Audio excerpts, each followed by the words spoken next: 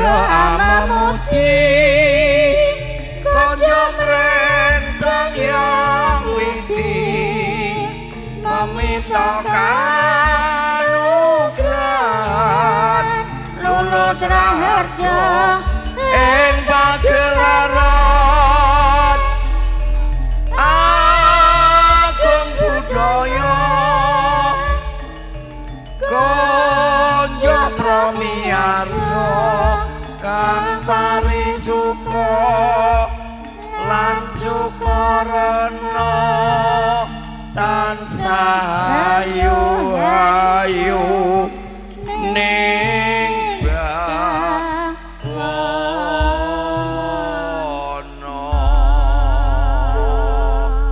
kina bekten manis hayu hayu rahayu ingkang samya pinanggih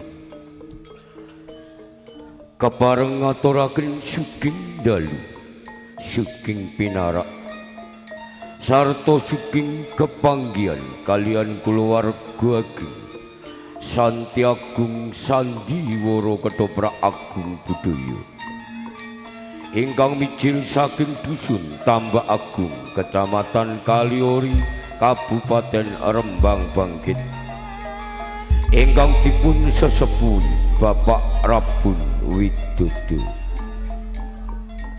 nuwun para miyarsa budaya kakung Sumawana Putri ingkang kawengku ing gati sak sampunipun panjenengan sami dipun pasugata uyon-uyon mewah joget gambyong saantawis minangka kagem murwagani pagelaran ing dalu menika saking Sakutra Sandiwara Ketoprak Agung Budaya ing dalu menika kepareng nyegahaken cariyos minangkani pamundutanipun Bapak ingkang kawugan gati utawi sedaya kadang panetya kanthi nyuwun salah setunggalipun lampahan ingkang mawi ira-iraan pajang di waktu malam dumawah perangan hariyo penangsang gugur dalang mewah pendapuk Kaasto Dimas Bagus Jonianto pangrakiting cariyos Kaasto Alit Suyoto pangli ing Suwarawati utawi pesinden ingkang dipun tindakaken Ibu Sumarni sesepuh pengrawit Kaasto Giroko Suyanto pangeprak Bapak Jastro teknis dekorasi tata lampu pakeliran ingkang dipun pandegani Dimas Kursin sakonco para miyarsa kepareng kula ngaturaken rancak ing dedapukan ing dalu menika sepisan anggambaraken wonten ing Kadipaten Jipang Panulan Hadipati Haryo Penangsang ingkang dipun tindakaken Alit Suyoto Patih Ronggo Metaun Kaasto Dimas Bagus Kunoto wontening Sunan Kudus Kaasto Bapak Judek Prakoso Soreng Rono Kaasto Bapak Sunanji Soreng Rangkut Kaasto Dimas Bagus Abdul Sutopo Soreng Kewuh Kaasto Dimas Eko Saputro wontening Soreng Pati Kaasto Dimas Pengki Wicaksono para soreng kang dipun ramekaken seniman bagus saking Agung Budaya adegan sak candhaipun wonten ing kaprawatan Bagus Mukmin Sunan Prawoto Kaasto Bapak Sugiarto Hadi,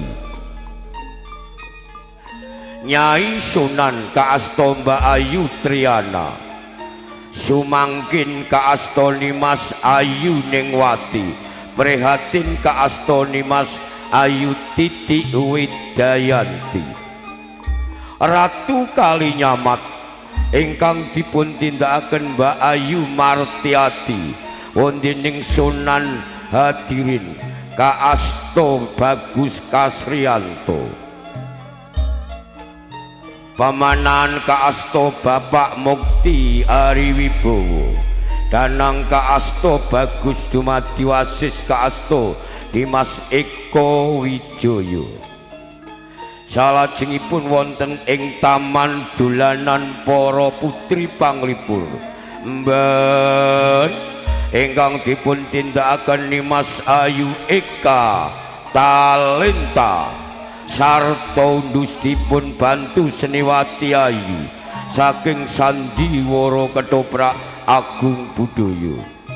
Ratu Kambang kaasta Nimas Ayu Vera Proleta wontening Sultan Hadi Wijoyo ingkang dipun tindakaken Dimas Bagus Jonianto.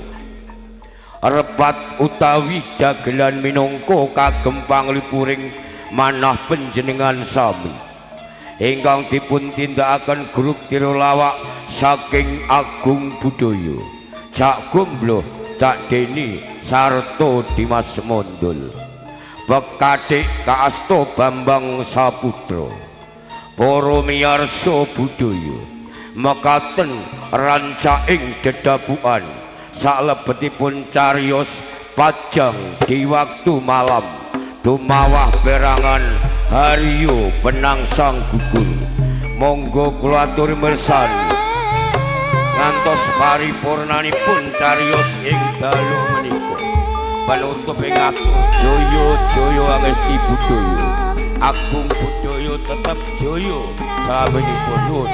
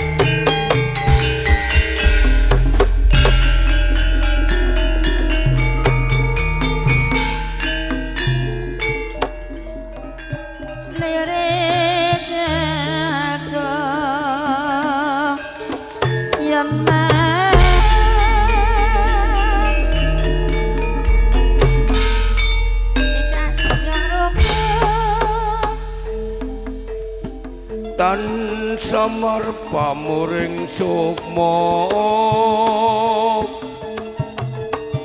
sinomaya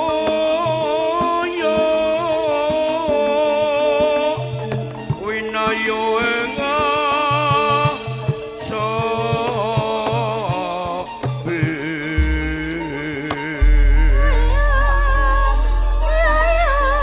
sinimpen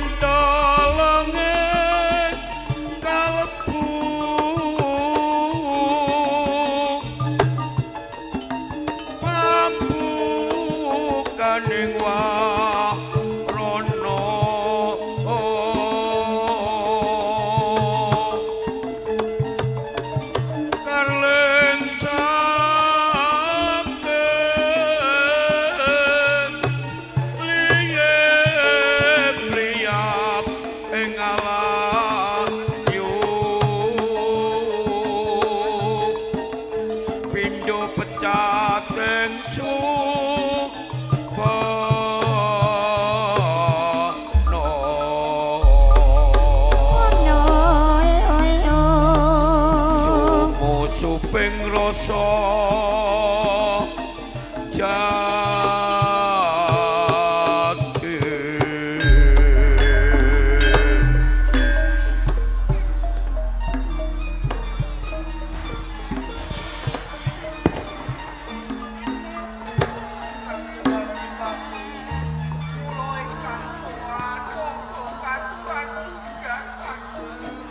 Paman Ronggo Metaun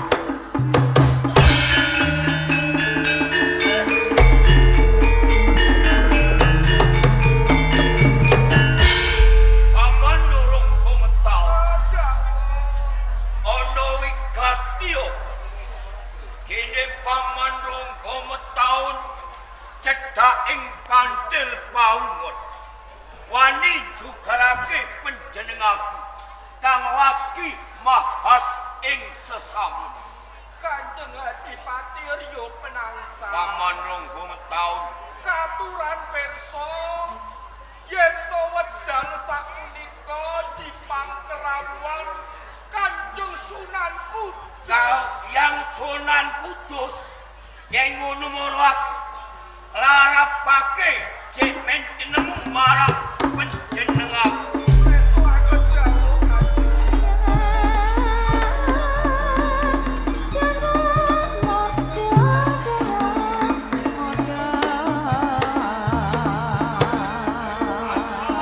Waalaikumsalam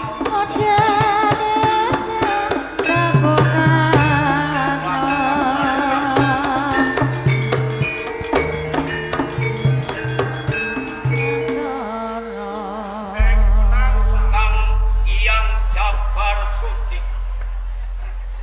sakrawuh dika wonten ing Kadipaten Jipang Panulan kula caos sungkem ya Ya, wis tak tampa ora liwat puja pangestune wong tuwa enggal sira tampa ya. kula tampi mimbui kuncaranipun negari Jipang Panulan Amin, amin. Yang alamin. wonten tetembungan klapa ijo cedhak tapasih Iya, iya.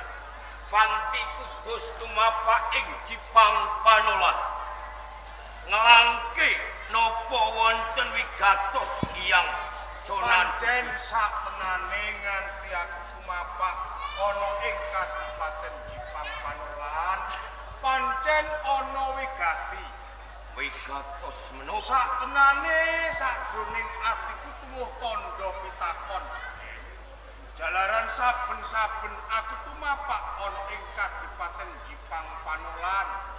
Jebeng liya penangsang mung tansah semedi iki satenane jeneng sira iki dadi karepan apa? Hyang kula kepengin dadi sultan ing Pajang Dadi sultan Pajang. Hyang Kudus Jebeng penangsang wonten tetembungan tunggak jarak merajak tunggak jati mati sing tegesipun tunggak jarak merajak tumawah Sultan Hadi Wijaya iya iya. sinten Sultan Hadi Wijaya Joko Tingkir yo Mas Karepet sapa Karepet mung anake Ki Ageng Tebo Kenanga wong desa Kesa saben dina ngetutake buntuting luku ngudang dolane pacul lho kok dadi sultan wonten ing Kasultanan Pajang niki ingkang kawastan tunggak jarak merajak tunggak jati mati Haryo Penangsang mung cekap dadi Adipati sapa Haryo Penangsang anake Rama Surya Wiyata kang katelah Pangeran Sido Lepen. Sapa Pangeran Surya Wiyata. Turastos Bapak Patah wonten ing Kasultanan Demak. Nanging kenging menapa yang boten saged dados sultan ing Kasultanan Pajang. Mula panjang kae Haryo Penangsa. Nak kula kepengin dadi sultan. Napa kelampahan kak? Bisa dadi Kelampahan.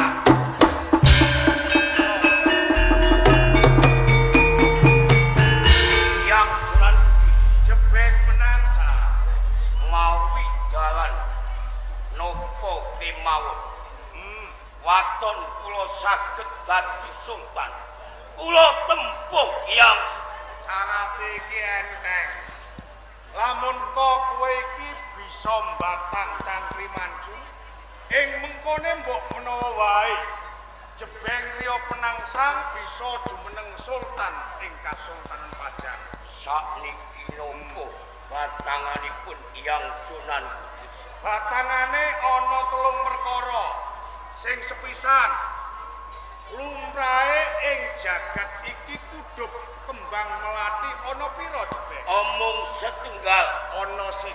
Nggih, Lamun to ing jagat iki ana kudup melati kembar utawa loro terus kepiye? ingkang setunggal wajib dipun kisah. Cocok.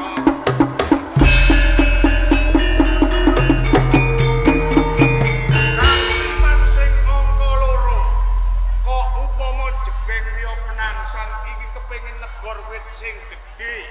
Kamangka ning ngisore wit gedhe kuwi mau ana omah sing cilik-cilik. Piye carane negor wit gedhe tanpa nggawa korban omah sing cilik-cilik kuwi mau? Yang kedahipun dirempeli pange langkung rumiyin. Cocok.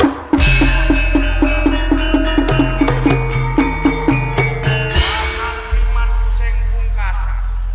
Kok upama ana murid milik duh darbe ing guru, hukume kepiye, Nger? Kedah dipun adili hukum negara.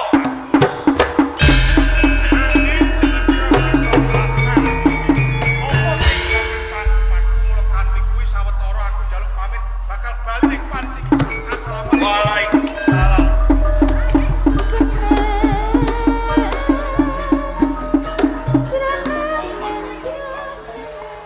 Hai.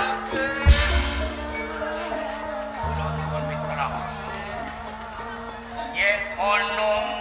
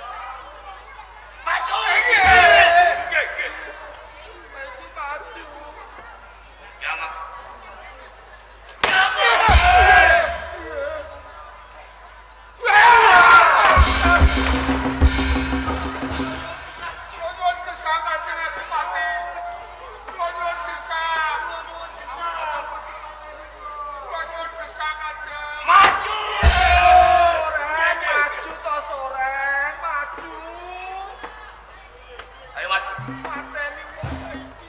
Nek aku mati kaya kandhaniku. Sing arep mateni kowe sapa? Piye? Awet kula emot dawuh pangandika panjenengan. Menawi brongot setan koberwal saking warangkanipun badhe ngopok ketihipun jalma Iki bener. Sore ngrono. Kampani brongot setan kober. Kampani to sore, kampani. Pusaka ligan kudu ngokop getih. Kowe bakal tak utus mateni pawongan.